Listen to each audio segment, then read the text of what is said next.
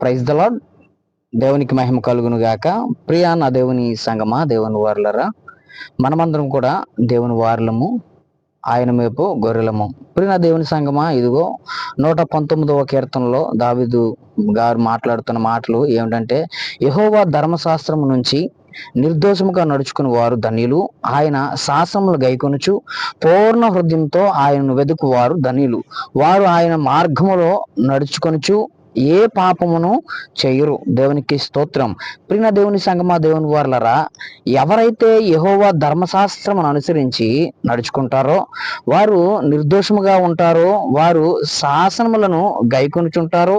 ఇదిగో నా ప్రియ దేవుని సంగమా, దేవుని వారలరా, ఇవాళ సేవకులుగా ఉన్నవారు, సంఘాల్లో ఉన్నవారు ఎవరైనాను ధర్మశాస్త్రమును అనుసరించక వారు ఇష్టానుసరమైన మరి ఊహాగానాలతో, మరి వారికి నచ్చిన మాటలతో జనాలకి ఉత్తేజముగా, ఉద్యోగముగా, ఏదో లేదంటే గనక సంతోషాన్ని పుట్టించడానికి మాత్రమే వాక్యాన్ని వారికి ఇష్టముగా మార్చి చెప్పడానికి మాత్రమే ఉపయోగిస్తా ఉన్నారు. నా ప్రియ దేవుని సంగమా, దేవుని వారలరా, వాక్యమే మాట్లాడుతూ ఉందంటే గనక యెహోవా ధర్మశాస్త్రమును అనుసరించి మాత్రమే నిర్దోషముగా నడుచుకోవాలి.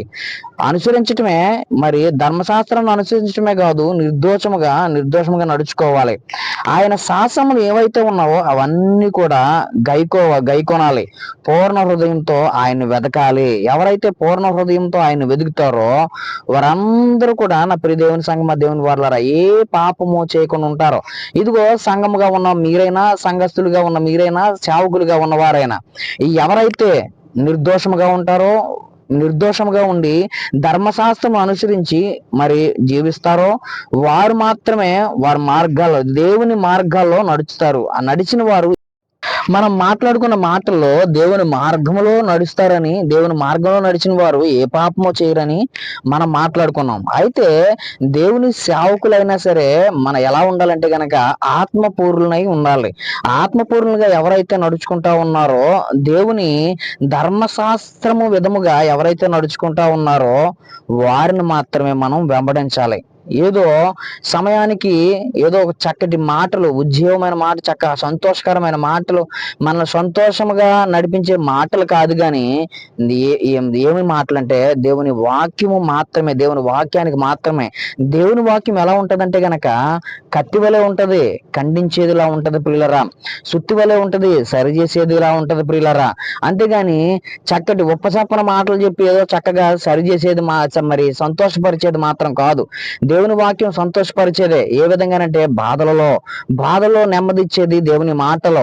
అంతే తప్ప ఇదిగో ఏదో ఉద్యోగాన్ని ఆత్మ సంబంధమైన ఉద్యోగాన్ని రగిలించేదిలా ఉంటది కానీ ఈ లోక సంబంధాలకి మరి కల్పించేది కాగా ఉండదని ప్రభు మాటలు మనకు తెలియపరుస్తా ఉంది. ఇదిగో దావీదు కుమారుడు నీటిగా, చాలా తేటగా మనతో తెలియపరుస్తున్న విషయం ఏంటంటే, ఎవరైతే నిర్దోషముగా నడుచుకుంటారో వారు ఖచ్చితంగా ధన్యులు అనబడతారో.